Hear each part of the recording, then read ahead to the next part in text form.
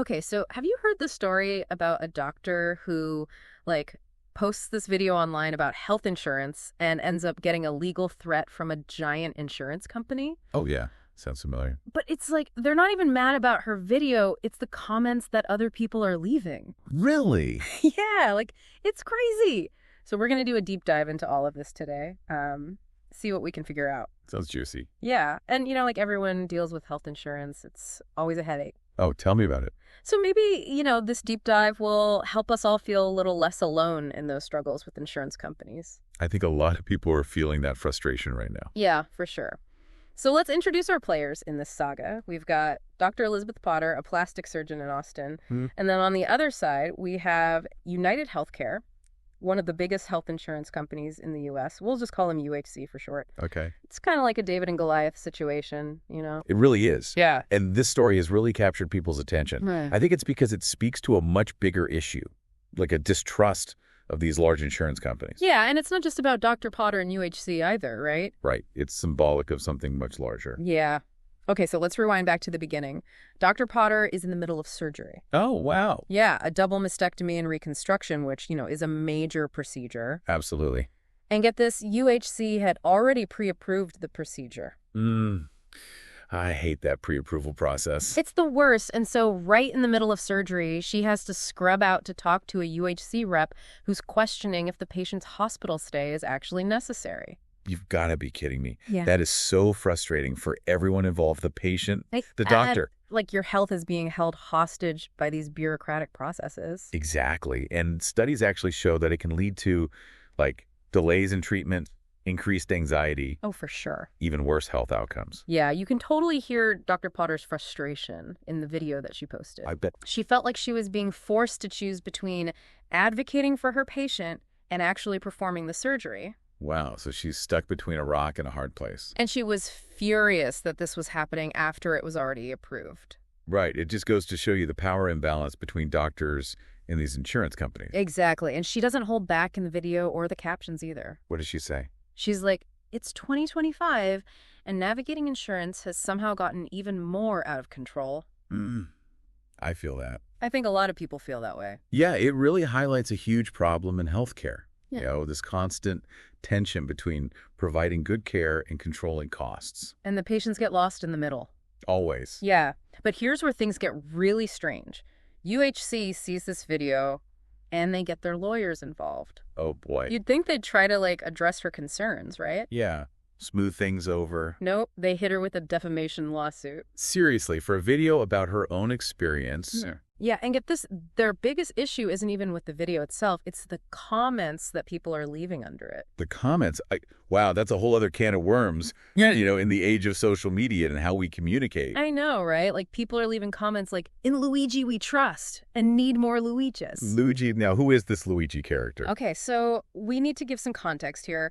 A few months before, the CEO of UHC, Brian Thompson, was assassinated. Oh, wow. I vaguely remember that. And the man accused of the crime, his name is Luigi Mangione. Okay, so people are referencing the man who assassinated the CEO in the comments. Yeah, crazy, right. And it's important to be clear, we don't condone violence at all. It's a tragedy when something like that happens. Of course. But the fact that people are invoking this guy's name, it shows just how much anger and frustration there is out there. Yeah, people feel like these big companies aren't being held accountable and that profits are being put ahead of people. It's like this feeling of powerlessness, Absolutely. And now Dr. Potter's caught in the middle of it. She's talking about her own experience, and now all these people are bringing up this assassination. It really raises the question of, to what extent can someone be held responsible for other people's actions, especially online? Especially online, where it's impossible to control the narrative. Exactly. And UHC is really going all out. They hire this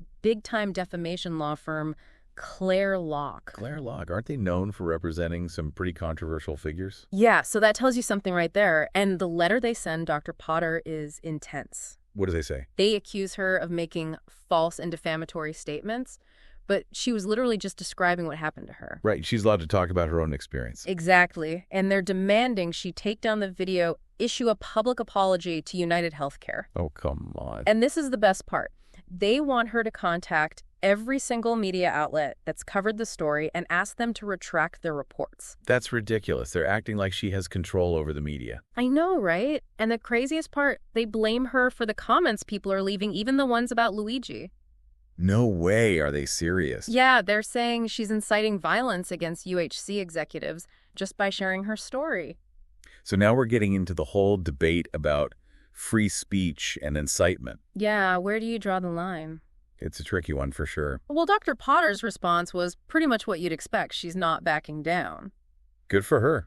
I mean, it would be easy to just cave under pressure from a giant company like that. I know, it takes a lot of courage to stand up to that. It really does. And it sends a message, that people aren't going to be silenced. Exactly. She's calling them out for gaslighting and harassment, which, let's be real, that's kind of what this is. Yeah, it sounds like it. And thankfully, she's not alone. Yep. A lot of other doctors, patients, even just regular people online have come out to support her. It's been amazing to see. It shows you the power of collective action when people come together and speak out. And what's so interesting is that this isn't just about one doctor's bad experience. It's way bigger than that. It's about this deep-seated frustration and distrust that people have with the entire healthcare system. Yeah, this case is really tapped into something, and it's inspiring people to share their own stories and demand better. It's like this whole movement is building, and it all started with one doctor's video. The power of personal stories. They can really spark important conversations and expose these systemic problems. Exactly. And it shows that even in the face of these giant corporations, our voices can still be heard. And that's a powerful message, don't you think? Mm. So it really makes you wonder, where do we go from here? How do we actually fix this whole healthcare mess? It's a big question, right? You mentioned that navigating insurance has gotten even more out of control, and this whole story just seems to prove that point. It has. Mm. And, a big part of it is the rise in these high deductible plans, where you have to pay so much out of pocket before your insurance even kicks in. Right, which means people are putting off getting the care they need because they just can't afford it. Exactly. It creates this huge barrier for so many people. And it probably just leads to bigger problems and costs down the road. Oh, absolutely. And then you've got the whole issue of surprise medical bills. Ugh, don't even get me started on that. You think you're going to an in-network hospital and bam, you get hit with this bill from some out-of-network doctor who is involved in your care. It's a nightmare. It's like they're trying to trick you. It really feels that way. So where do we even begin to fix all of this? Yeah, it seems so overwhelming. Well, I think one of the most important things is price transparency. Price transparency? What do you mean by that? Right now, patients have no idea how much a procedure or treatment is going to cost until after they get it. It's crazy. It really is. It's like we need to be able to shop around for healthcare, just like we shop for anything else. Exactly. If we had more transparency around pricing, it would create competition among providers. Which could help bring down costs. Exactly. Okay, that makes sense. But what about the insurance companies themselves? How do we hold them more accountable? Well, some people argue for a single-payer healthcare system, where the government is the sole insurer. So basically, get rid of private insurance altogether. Yeah, it would simplify things for sure. Yeah.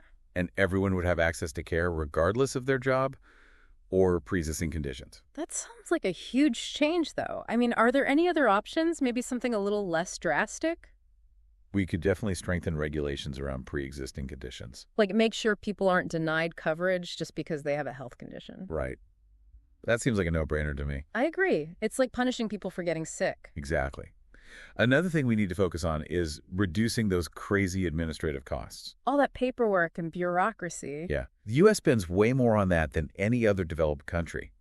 And that money could be going to actually treating patients. Okay, so it sounds like there are a lot of potential solutions, but I imagine getting everyone on board is going to be a challenge. It will. There are so many powerful interests at play.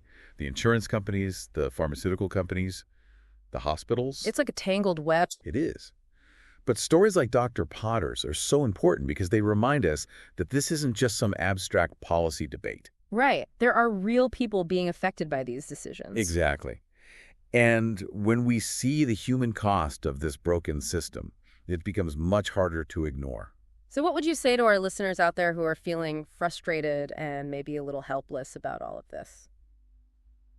I would say you're not alone. Yeah. It's a complex issue, and it's okay to feel angry and confused. But don't give up hope.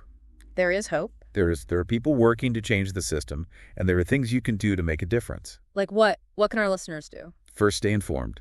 Read articles, listen to podcasts, talk to your friends and family. The more you understand about the healthcare system, the better equipped you'll be to advocate for change. Knowledge is power. It really is. And don't underestimate the power of your own story. Share your experiences with your elected officials, with your social networks, with anyone who will listen. Because personal stories can really make an impact. They can.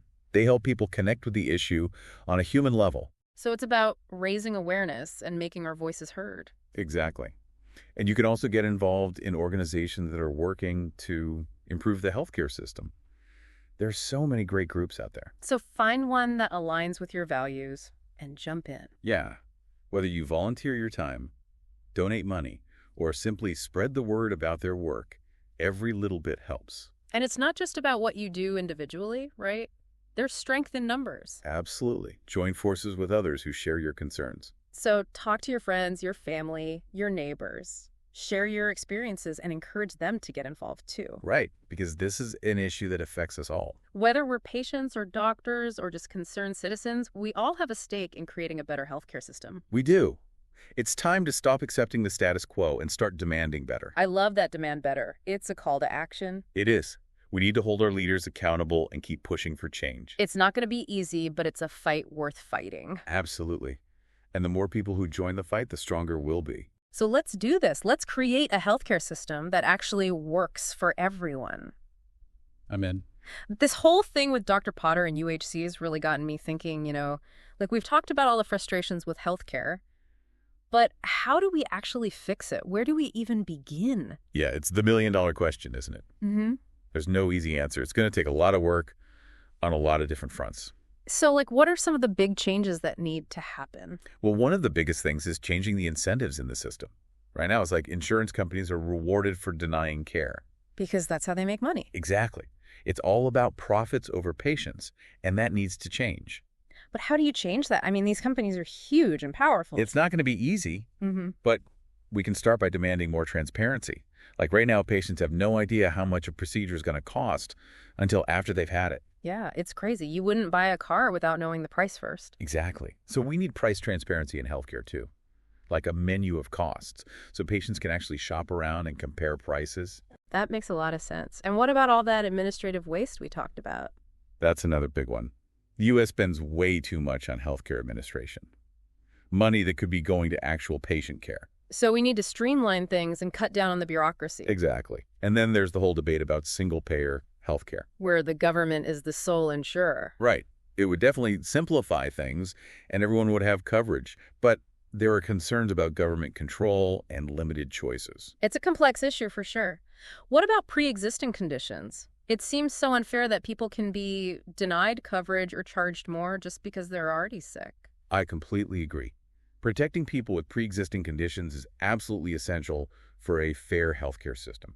Okay, so those are some big picture changes. But what about us as individuals? What can we do? Well, first of all, don't underestimate the power of your story.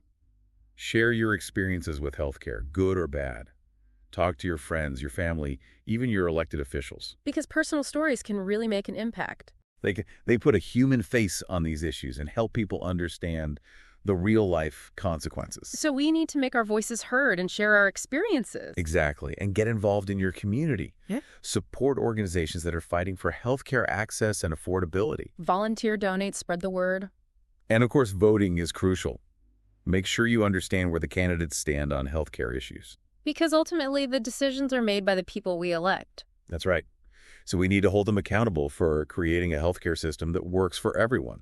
Well, it's been a really eye-opening conversation. It's amazing how this story about Dr. Potter and UHC started as one doctor's experience and has turned into this much bigger discussion about healthcare. That's the power of individual stories. They can really spark change. And it shows that even in the face of these giant corporations, our voices can still be heard. So to all our listeners out there, stay informed, stay engaged, and keep fighting for a better healthcare system. We all deserve a system that puts people before profits. Thanks for joining us on this deep dive.